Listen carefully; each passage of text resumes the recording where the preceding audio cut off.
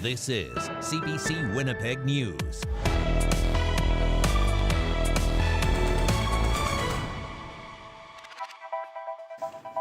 Good evening, happy Friday, and thank you for joining us. A life-saving medication is in short supply in Manitoba amid a growing drug crisis. Naloxone can rapidly reverse an opioid overdose. The province gives out kits of injectable doses for free, but as CBC's Josh Crabb reports, distribution sites are running out. Clarissa Moose usually doesn't leave home without a naloxone kit. The medication rapidly reverses an opioid overdose and can save someone's life. People have just randomly yelled out they needed a Narcan and nobody had one around.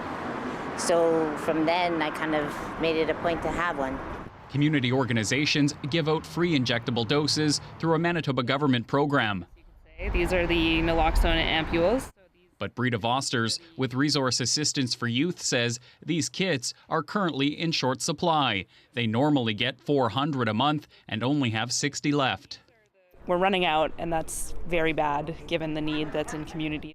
Preliminary numbers show at least 39 people died in January of this year of a drug-related death, with at least one opioid present in 27 cases. There were at least 418 drug-related deaths in the province in 2022.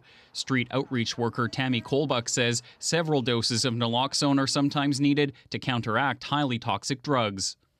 We're having to limit the amount of kits that we're giving, and folks in the street are telling us that they need more. A provincial spokesperson says more kits arrived this week and more are on the way. They say Manitoba is transitioning to a new supplier, and procurement and supply chain issues, in addition to increased demand, have left the program low on supply. So this bin here is gonna hopefully keep us through the weekend. Davey Cole is the coordinator of Sunshine House's mobile overdose prevention site. They haven't been able to get any naloxone from the province in 4 weeks. It's concerning to think that like a tool that we use all the time might not be available to us. Northway Pharmacy Brothers has been without naloxone for 3 months. Pharmacist Brett Rowland says they do carry the more expensive nasal spray version of the medication, but the cost isn't covered for most people in Manitoba. If we were able to hand out the nasal kits free of charge, we might be able to meet that demand a little bit easier. The spray is given out for free in Ontario and Quebec. Vosters says the government needs to do more to make naloxone more widely available in Manitoba. But the reality is people die, so we have to avoid these gaps down the road, and hopefully this doesn't happen again. Funding nasal naloxone here is something the government says it's reviewing. Josh Crabb, CBC News, Winnipeg. A body has been found in North Dakota at the Canada-U.S. border. The Pembina County Sheriff's Office was contacted yesterday. Someone working a field not far from the Pembina Port of Entry found the body of a man. The remains were in a drainage ditch lying in water. An autopsy is now being ordered, and the man's identity is being determined. Time is running out for students looking for summer jobs, but employment experts say young people can still land a seasonal gig if they learn how to set themselves apart. CBC's Emily Brass explains. Finding a summer job can be easy when you have connections. I didn't really apply to too many. My buddy knows someone at a company, so I got a job there. But it's not always so easy for newcomers. It took Dhruvi Patel weeks to land a job in fast food. How many resumes do you think you handed out? Like approximately 100 to 150 maybe, yeah. I was like, just give me a job, that's fine, whatever will be, I will do. Experts say while that might be the right spirit, you should go after a job you think you'll enjoy, tailor your resume for each specific opportunity, and let your personality shine. I'm finding that they are just needing that little boost in terms of what their skills are. The Spence Neighbourhood Association helps youth land their first jobs and explore new interests like DJing. Aaron Macheko says hobbies, sports, even housework count as experience, especially with a can-do attitude. Being persistent, it's about being confident, and it's about Looking for the help if you need it. Don't be afraid to ask for help. Youth Employment Services helps with everything from resume building to lending clothes for interviews. It says it is a job seekers market, but some youth are aiming higher, turning down low-paying jobs because of the high cost of living. Director Erica Seidler says employers also have higher expectations these days, and she urges them to take a chance. Realize that we can either be stuck here and be short-staffed and everyone's working overtime to kind of make ends meet, or we can bring someone on that perhaps doesn't have those skills, but we can coach them and we can mold them into the employee that we are hoping to have. Red River College recently held a conference for prospective employers. Juanita De Souza Huleti hires students in IT, including a growing number of newcomers. And you only have an hour and a half within an interview to assess people, right? So it's very important that they come prepared, articulate. Originally from Ghana, she says it's important to know the local culture. Don't stay in your community, get out and get to know people. Patel agrees soft skills count. How I talk with them and how I respond to them the way I do that, I think they like that.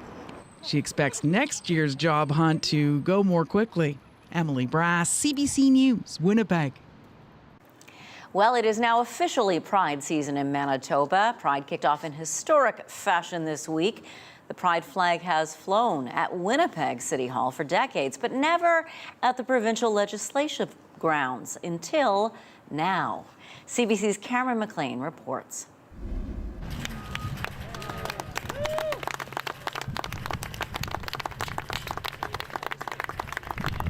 For the first time, a Manitoba premier helped to hoist the Pride flag on provincial grounds, another step to making the province more inclusive. Premier Heather Stevenson didn't give a speech. Pride organizers still prohibit her from speaking after she didn't join last year's march. Being here today and making sure that here, same thing, not speaking, but here in solidarity, is that one step closer, showing that our government leaders are there to support in different ways. Kate Sinclair says the event sends an important message of inclusion for members of the LGBTQ community. It's good that it's happening now. It's too bad that it hasn't happened in the past. But looking forward, hopefully this can be something that happens every year and that happens intentionally, and it's not just a gesture. That's what I'm hoping for. Pride President Barry Karlenzig says recent events show why Pride is still important.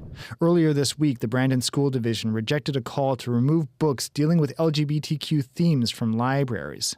Also this month, someone stole books and a Pride flag from a Winnipeg school. That is why Pride is still important to this day. It is not just a 1 day or a 1 week or a 1 month. It is 365 days a year. We need to show support and equality for all. The event in Memorial Park was one of more than a dozen flag-raising events in the city, including this one at City Hall. Christina Bishop shared what Pride means to her this year. Inclusivity and, looking at the issues, being engaged and involved while, not looking to attack, right? Like being open with understanding and love. Community Services Chair John Orlico says he's concerned about recent attempts to censor LGBTQ content. We don't tolerate, divisiveness. We don't tolerate, excluding certain members of our society because of their sexual orientation. We are all Winnipeggers. Pride runs from now until June 4th. Cameron McLean, CBC News, Winnipeg. A former politician who has publicly downplayed the harms of residential schools has now stepped down from a hand-picked role with the provincial government. The CBC's Ian Fraze has the story.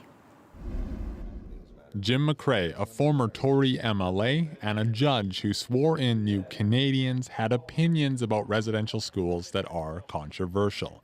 It was easy to find online. In the Dorchester Review, he says the number of people who died at residential schools has been inflated. In the Western Standard, he says evidence about residential schools doesn't support the overall gruesome narrative put forward around the world. Despite all this being easy to find online, Justice Minister Kelvin Gertson says he wasn't aware. He recommended McCrae's appointment to the committee that selects judicial officers to the Court of King's Bench. But after being questioned about his views on Thursday, McCrae resigned. His statement to CBC News reads in part, "If there is any question about my ability to be impartial, then I do not belong on a committee doing the important job of recommending judicial officers." On Thursday, the PC government was on the hot seat. Why did the Premier appoint Jim McRae, who denies the facts and evidence of residential schools, to select people to serve in our courts? But certainly our government's record and our comments on residential schools have been clear, and the harm, and we have a long and a strong history when it comes to reconciliation. Murray Sinclair, former chair of the Truth and Reconciliation Commission, believes the government knew about McRae's views. He was not very quiet in what he said, and he was rather proud, in fact. People are appointed to provincial boards at the recommendation of the minister in charge. A committee of cabinet ministers and government MLAs have the final say. Residential school survivor Jennifer Wood says First Nations people should be part of that vetting process. To me, that would be reconciliation, and that would be equal. It would be fair. It would be the right thing to do, in my view. The provincial government wouldn't go into specifics about McRae's appointment. Ian Fraze, CBC News, Winnipeg. And other portions of Winnipeg's perimeter highway will get a new interchange. The Transportation Minister, Doyle Panuke, says design consultations have begun for the intersection of the perimeter and St. Anne's Road. The province is already working on exchanges at McGilvery and at St. Mary's Road. Panuke says as the region's population grows, the busy highway around the city needs to be safe for everyone. He looks to Minneapolis as an example of a good freeway design. Businesses here, there's residents here. We want to make sure that they have a say and collaborate when it comes to the design. And then once the design is done, then we're going to make sure that McGilvery's completed and worked on, and then we can start on St. Mary's, St. Anne's right away, and that could be within 3 to 4 years. Panuke estimates upgrades to St. Anne's interchange will cost between $150 and $200 million. Well, it is that time of the year. Thousands of red-sided garter snakes have been popping up north of Winnipeg. The CBC's Bryce Hoy visited Narcissus, Manitoba recently to check out a natural spectacle unlike any other in the world. Narcissus, Manitoba. A leafy forest canopy conceals what lies beneath. Teeming with slithery activity, Narcissus is home to the world's largest concentration of snakes. Red-sided garter snakes. Thousands live here. They're harmless, curious, cold-blooded, maybe even a little cute. Narcissus is a tourism hotspot about 100 kilometers north of Winnipeg. Each spring, snakes emerge from underground cracks and caves in limestone bedrock. There are 4 main dens where snakes spend the winter here. They're connected by a network of hiking trails through the woods that get you up close and personal with the scaly specimens. And they emerge hungry for love. But it's not a one-on-one affair. Every spring, the grounds in these woods come alive with these. A single big female gets tangled up with up to 100 smaller, eager males. Narcissus, Manitoba is the site of the world's largest gathering of snakes. And it's because of the limestone earth here. It cracks and creates these caves underground where the snakes spend the winter. And then in the spring, when things warm up, they come on out and they form these knotty, kinked up mating balls, usually about 100 males to 1 female. And the way the males find the females in this mess of snakes all over the ground here, the female puts off this sort of kinky scent or pheromones, and that says, come hither to the males. Somehow she chooses a mate in that group of activity. Often, if you're watching a mating ball and you see them suddenly go on the move, the female's rejected all the males in that mating ball, and she's trying to lose them and form another mating ball farther over, hopefully finding a more suitable mate. Romantic in its way, no? If you say so. Teaching the mating ball is definitely interesting. There's a lot of oohs and ahs, but it's definitely a highlight. A lot of our kids don't get a chance to experience nature. We do a lot of nature activities with them, including the Narcissus snake dens. We go ice fishing, we go canoeing, and it gives them a chance just to kind of like find a new love outside of their, their games and their couch. And I think it's a really good experience for the kids. For a lot of our kids too, we have a lot of international kids in our program that it's super interesting for them to just know that these snakes are coming out of the ground. What's your advice to somebody who might come here and see a snake and be a little bit afraid? Don't be afraid. Just go for it and hold it. It's really fun. It's a one-time in a life experience. The mating frenzy typically lasts a few weeks, usually from the end of April through the first weeks of May. Once the deed is done, the snakes disperse through the woods for summer. Litters of live babies are born. Frogs and grasshoppers swallowed up. By the end of August and early September, the caves call them back underground to wait out another cold Canadian winter. Bryce Hoy, CBC News, Narcisse, Manitoba. Is it unprofessional of me to go, ugh? It's good Bryce went, because snakes, no, I don't think they're cute. The Winnipeg Sea Bears are about to make their historic entry into the Canadian Elite Basketball League.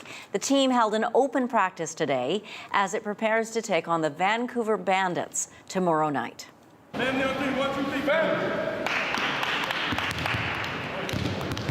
The players are as pumped about this new season as their new fans. The original seating configuration at Canada Life Centre sold out earlier this week, so the centre added more seats. The inaugural Sea Bears game will set a league attendance record. The team's already sold more than 4,500 tickets for the game.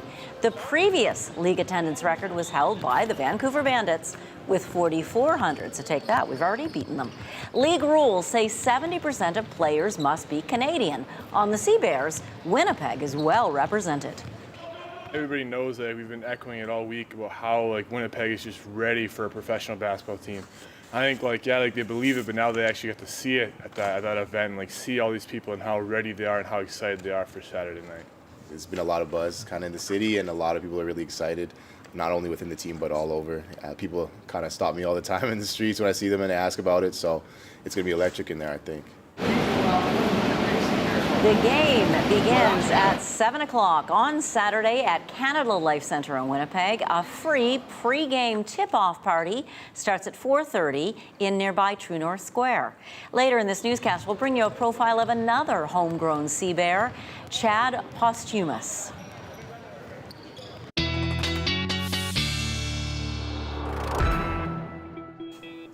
Our weather specialist, Riley Laychuk, joins us now. One of the big things we'll be talking about this weekend, besides the heat, is the wind. Oh, yeah.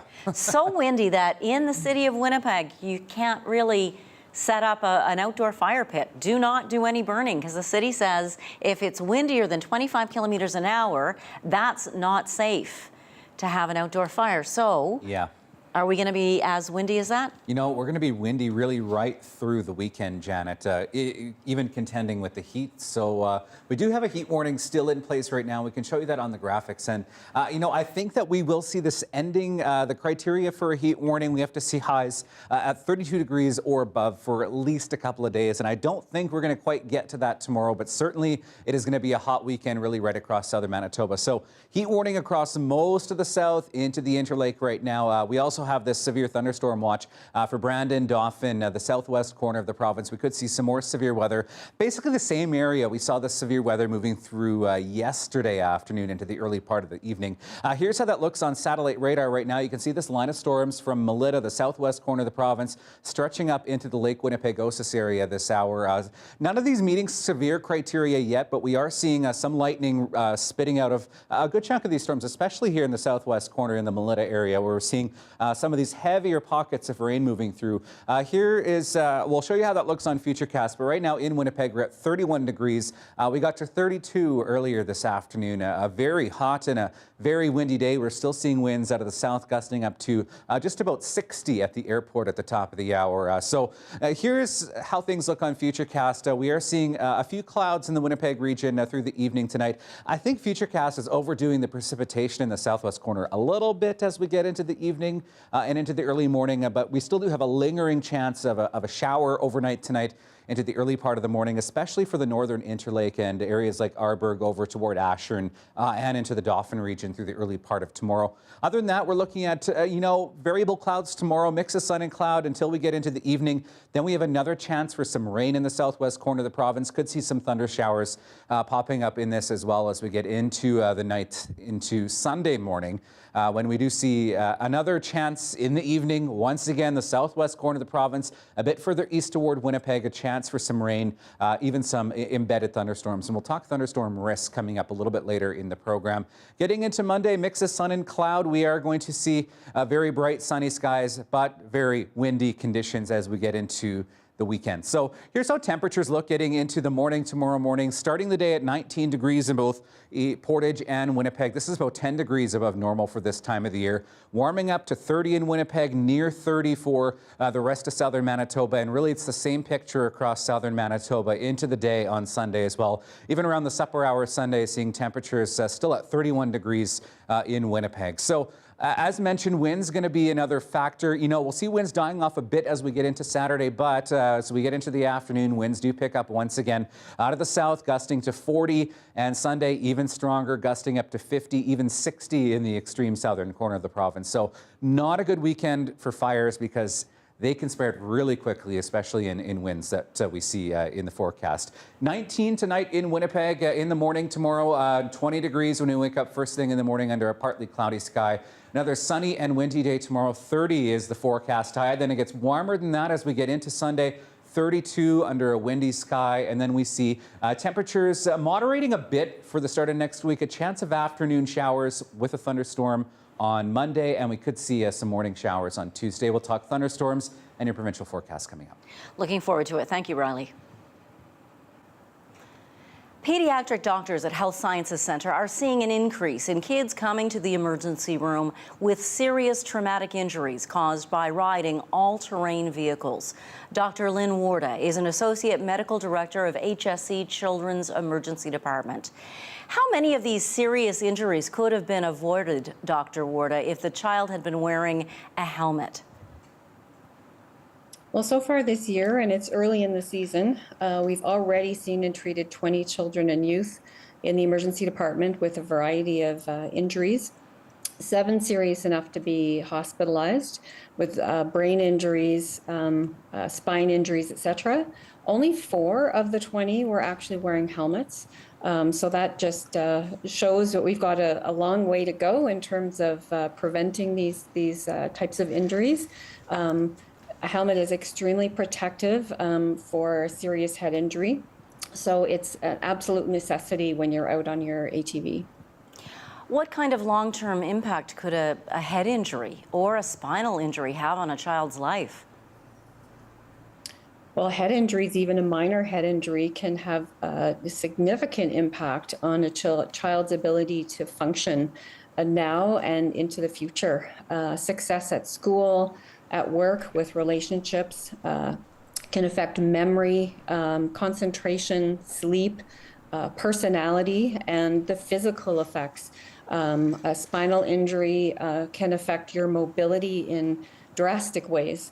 The kid who could play hockey now can't because of a serious head injury. So it's extremely important to think about protection.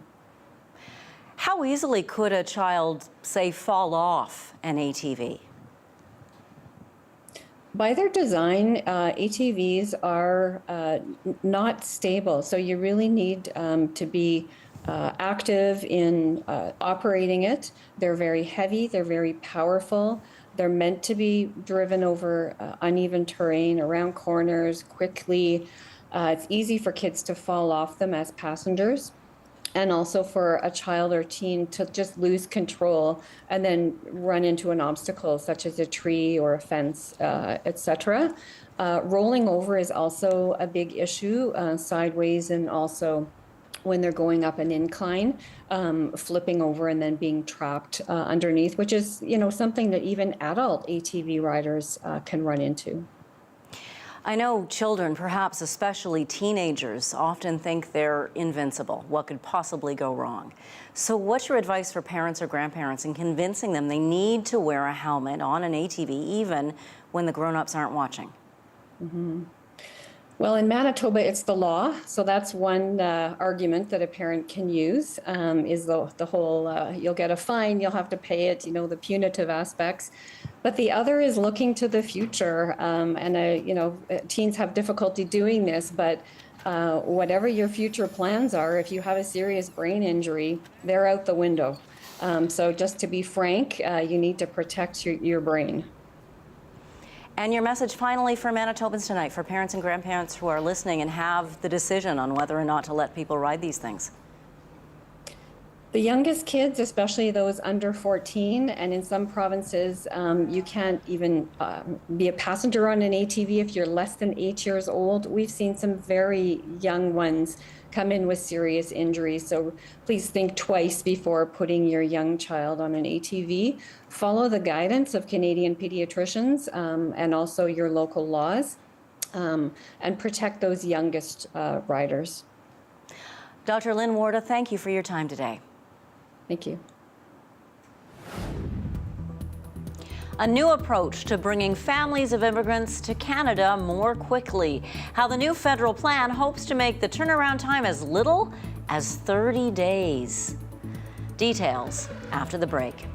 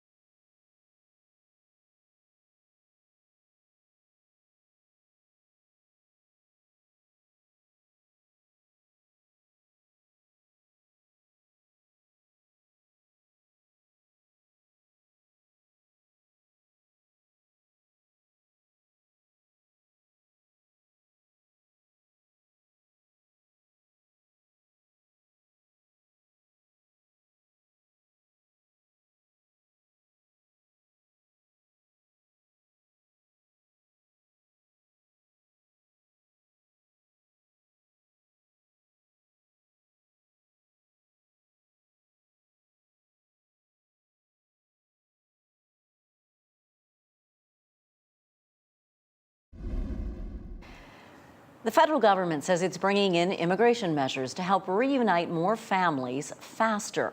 It includes a new way to speed up the application process itself. Many call these changes much needed and long overdue. Olivia Stefanovich has details. I think these measures are going to benefit not just newcomers to Canada, but everyone who calls this country home. The immigration minister announcing new measures to streamline a family reunification system under criticism for keeping too many loved ones apart. Families are stronger when they're together, and we want to help them unite and prosper here. To achieve that goal, Ottawa is introducing a new open work permit for spousal and family class applicants and extending permits for those who already have one for an additional 18 months. It's exciting and amazing news. This immigration lawyer says the move is long overdue. It's definitely going to have an impact on families' ability to be reunited sooner rather than later. I think it's a step in the right direction, certainly. Applications who come through the spousal. Others want the federal government to go even further by waiving a requirement for applicants to promise to leave Canada by a hard deadline. It can be a very onerous requirement that is very difficult to overcome. I swear. I swear. Ottawa is dealing with a mountain of backlogs caused in part by the pandemic and recent international conflicts. The immigration system is broken. There's a 2 million application backlog that hasn't changed. I was just looking at it a few days ago. So this is an announcement that's patchworking a problem. Ottawa is also introducing new processing tools to improve wait times. But for some waiting for their spouses to come to Canada, today's announcement doesn't inspire much confidence. I don't see any added advantage unless we know how long it's going to take or at least get an estimation. The government says it's using new technology to identify applicants who have a high likelihood of having their permanent residency approved. The immigration minister says the move has worked in 90% of cases so far. Olivia Stefanovich, CBC News, Ottawa. The Canada Revenue Agency is boosting funding for organizations that host free tax clinics. It's meant to help more Canadians with modest incomes file their returns for free. But as Anissa Derry reports, there's also a renewed push to make filing taxes automatic. The federal government says it wants the Canadians who should be getting tax breaks to actually get them. But that means for a lot of Canadians, taxes have to get filed. So the government is increasing the money it pays to nonprofit clinics to help people do their taxes for free. Those clinics are often staffed by volunteers. You tell them that you are eligible for these benefits, you need to do this and that, and you don't need to pay. This is like a free from, they are so happy. In particular, when they help individuals who haven't filed taxes for a number of years. Those individuals can now finally get access to fundamental benefits and credits that they weren't getting access to before. The government has also said it wants to come up with ways to make filing taxes automatic, as in individuals wouldn't have to do it, but the federal government themselves gets your taxes figured out. Researchers have said it should be possible and that more people would get the money governments have already budgeted as a result. In my opinion, the pilot program is not necessary. They can do this. Our research suggests that 2/3 of social assistance recipients have returns that CRA could complete today. The new grants for free tax clinics will triple the money the federal government pays to organizations that file 50 or more tax returns.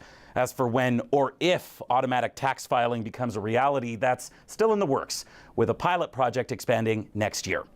Anissa Derry, CBC News, Calgary.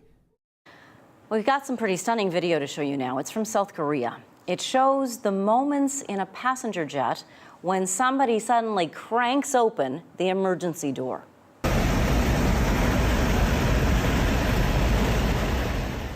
This jet was only about 200 meters in the air at the time, just minutes from landing, when a passenger pulled that emergency door open. You saw that howling wind blowing through the cabin. Fortunately, all passengers were wearing seatbelts at the time. Still, 9 people had to be taken to hospital. Officials say no one was seriously injured.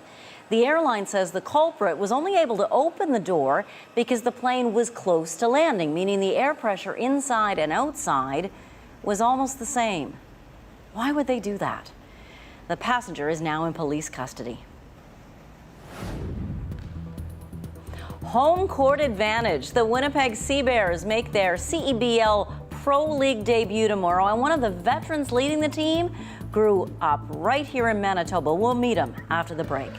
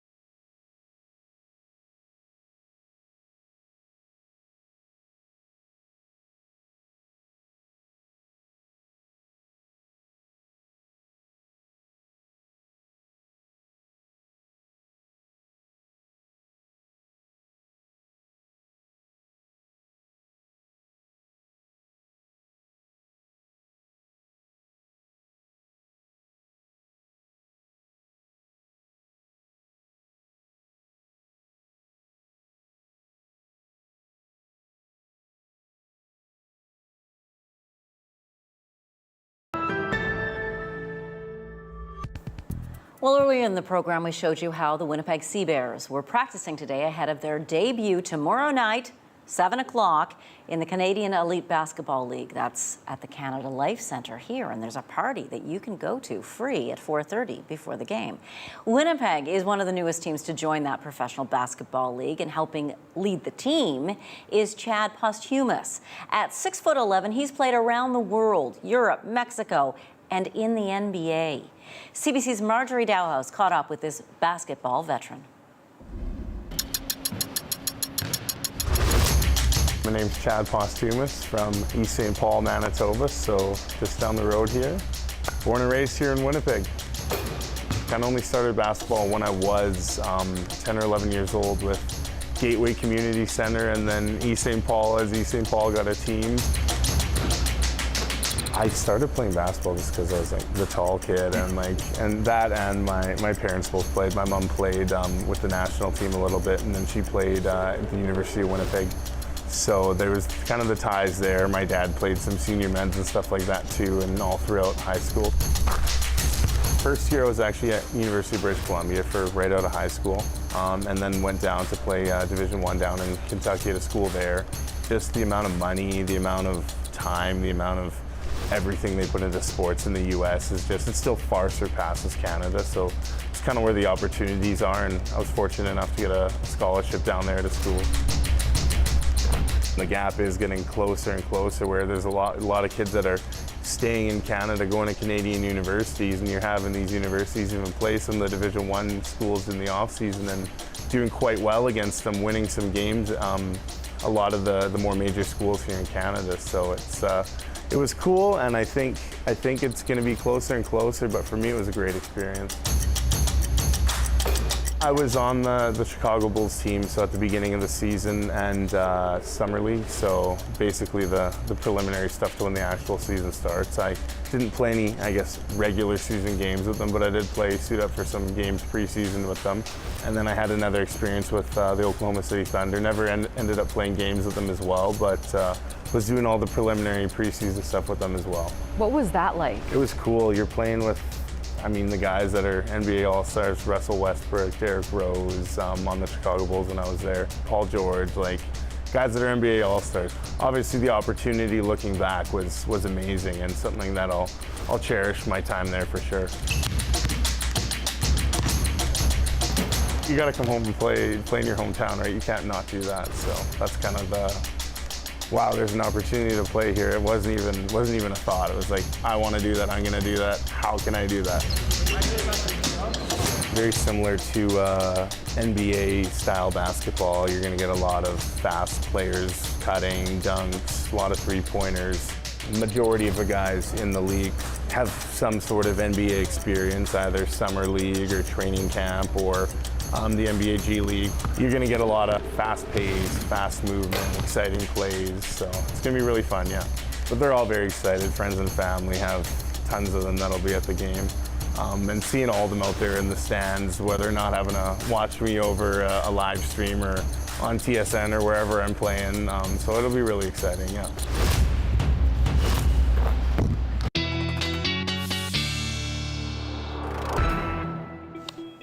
Riley Laychuk joins us again with our thunderstorm risk. Yeah, we are seeing some thunderstorms moving through parts of the province again. Pretty much the same area that we saw thunderstorms through the late afternoon yesterday. And we'll see that risk continuing into the evening. Here's a look at the area, I guess, where we'll see the highest potential. Really in a line from Melita up through Brandon, Dauphin into the Interlake in eastern Manitoba. The greatest risk for some moderately severe thunderstorms, minor risk through the Winnipeg region, just on the edge of the city and into the southwest corner of Manitoba. So here's a look at where things are at right now. Kind of a couple clusters to watch at the moment. This stretch here from basically hitting Brandon at the moment all the way down into the southwest corner of the province. Quite a bit of lightning in this one, and into the Dauphin region as well. Riding Mountain National Park over toward Clear Lake here, seeing another band of some storm activity here with some lightning. So take care if you're out tonight, especially in Westman, where we're going to see some of the storm activity still in the 30s in the capital regions, 22 in St. Laurent. Otherwise, 30, 31 degrees, 32 at the Forks still this hour. Really a hot evening out there. And you can see where those storms have gone through and really sucked some of that heat out. 20 in Melita this hour, down to 15 in Swan River, where we did see some rain earlier in the afternoon as well. Single digits, some rain falling in parts of northern Manitoba. Thompson, Norway House getting some much needed rain, especially with the wildfire situation in parts of northern Manitoba. So here is that line of storms right here that you can see, and the cloud cover in the north that is giving us some rain in parts of the north that will continue into tonight. 12 to 15 degrees really across northwestern Ontario. Partly cloudy skies. Really that's the same for southern Manitoba as well. We'll see windy conditions persisting.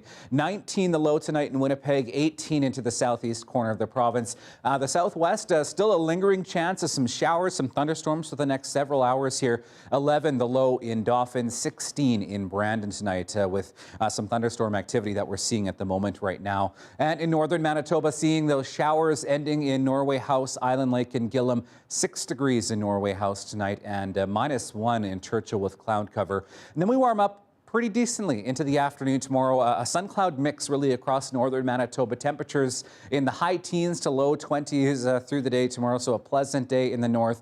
Really, you know, we'll see a mix of sun and cloud, I think, generally through southwestern Manitoba. Another chance of some afternoon showers and thunderstorms, especially through this corridor from Brandon to Dauphin. And then we see the heat really turning up as we get into the southeast tomorrow. 30 in Winnipeg, 31 in Emerson, bright sunshine with some cloud cover through the afternoon tomorrow, 16 in Barons River tomorrow. And in northwestern Ontario, temperatures approaching that 30-degree mark, nice sunny skies. And, you know, we're going to see warm temperatures continuing into next week as well. I'll share those details in your 7-day forecast coming up. Thank you, Riley.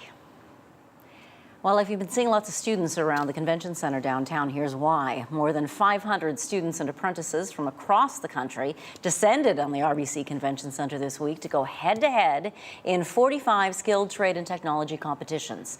The Skills Canada National Competition offered tradespeople a chance to show their skills in everything from bricklaying to baking.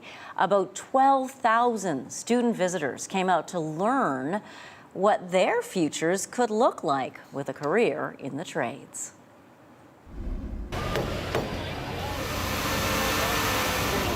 So the event is around trying to raise awareness of skilled trade and technology occupations, trying to do that through experiential learning. We have thousands of students. We'll have over 13,000 students that are here over the 2 days that will be able to participate in trade and technology activities, so they get a chance to work with tools and materials and learn a little bit more about the occupations.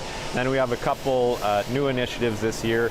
Our Women in Trade Space, where people can go down and talk to women that are tradespeople, that are working in the industry, learn a little bit about what their journey was and what some of the opportunities are in skilled trades.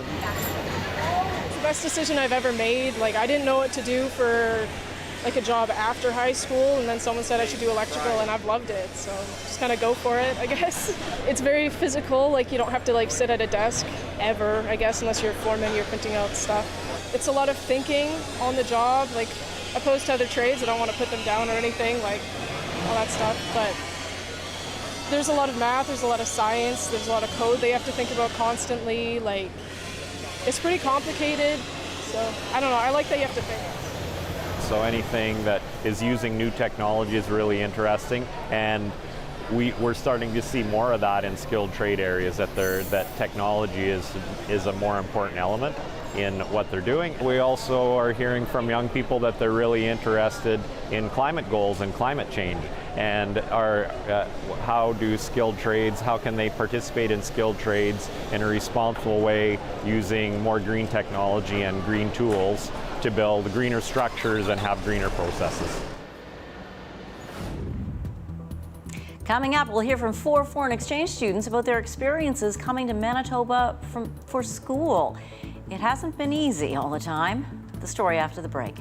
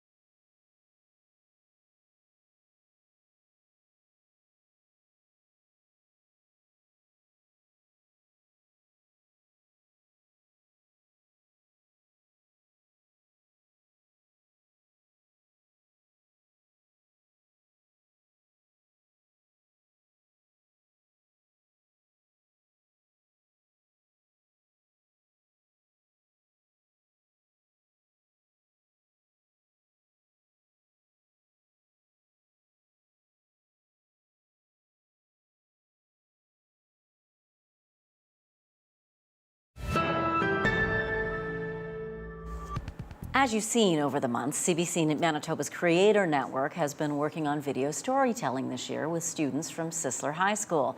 Today, they introduce us to 4 international students wrapping up a year of high school in Winnipeg. From facing their fear of the cold to speaking English and fitting in, they share with us their biggest lessons. Ready? Yes. Ciao, I'm Dario Tedesco and I'm from Italy. Ahoy, my name is Adela and I'm from Czech Republic. Ciao, my name is Zora Spitaleri and I'm from Italy as well. Salut, my name is Tama Gonzalez Stewart and I'm from France. I wanted to explore a new part of the world and I wanted to explore a new culture, meet new people, and yeah, also improve my English. I just wanted to challenge my life, just make something kind of crazy and just leave my country and just go to Canada, to the cold of Canada. Okay, school is completely different. I was talking with my host mom and she asked me what's the difference between Canadian and Italian school, and I said only the name is the same. For example, in Italy we have always the same classmates. We have a weekly schedule instead of a daily schedule. We go with the same subject all over a year. We don't kind of change subject every semester. I expect a lot the Canadian kids to come to us, because from where I live, you don't receive that many ISPs. So I thought maybe it would be the news of the school, but I realized just after that it was a normal thing. I remember I was one of that guy in Italy, everybody was yeah, it's gonna be a cultural shock. I would be there's no way. It's gonna be it's not true, it's gonna be the same. How can it be so different? I came here first day after travel, I got in the car and I saw the streets and was okay, this is completely different. Honestly, I was I wanna go back. But then you get used to it. I perfectly remember the first day here, and I remember I was super excited, but I was also so scared because you're going to some place that you have no idea how's that gonna look like, how's it gonna be, the people, and it was just a sudden shock.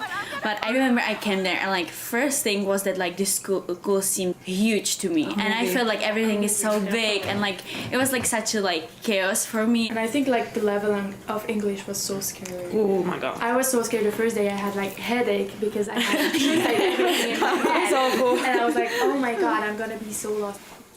I don't know, for me personally, I feel a big change on me, because and also I think that it opened a lot my eyes about friendship and about all of these things that actually you find out what people actually care about you and how you stay in touch with them. Before it was really hard to stay alone. For me that was oh no, I want to hang out with my friends or be with my family. I was never alone. But now that I'm here, I think I just my own person. Yeah, I enjoy staying with myself. I can just I feel you really I feel you really have to learn how to live with yourself. Yeah. And that's a big thing. Yeah. And to be responsible. Yep. That's a lot. Honestly, I feel everything is possible after this year, so. Been great having them here. Your 7-day forecast and daily lift are still to come. Stay with us.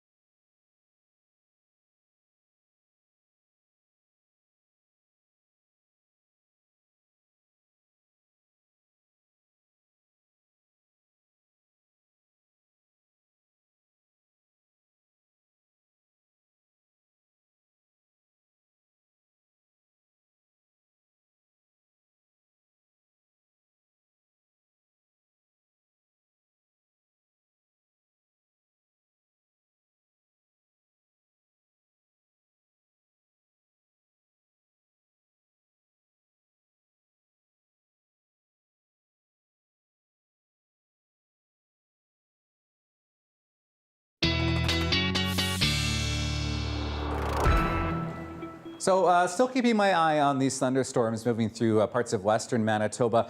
Nothing warned at this point, but still some pretty intense rain from basically the U.S.-Canada border right up into the Narrows. So we'll be watching that into this evening. Hot weekend on the way. Windy conditions through Saturday and Sunday. Then we start to see things dropping a bit as we get into the early part of next week. We'll start to see a little bit of showers, perhaps a thunderstorm Monday, and then look at that, warming up into the 30s again Wednesday, Thursday, and Friday of next week. Well, in Labrador City this week, there's a very back-to-nature yoga class with some feathered special guests. Oh, Daryl Din brings us this exclusive Daily Lift.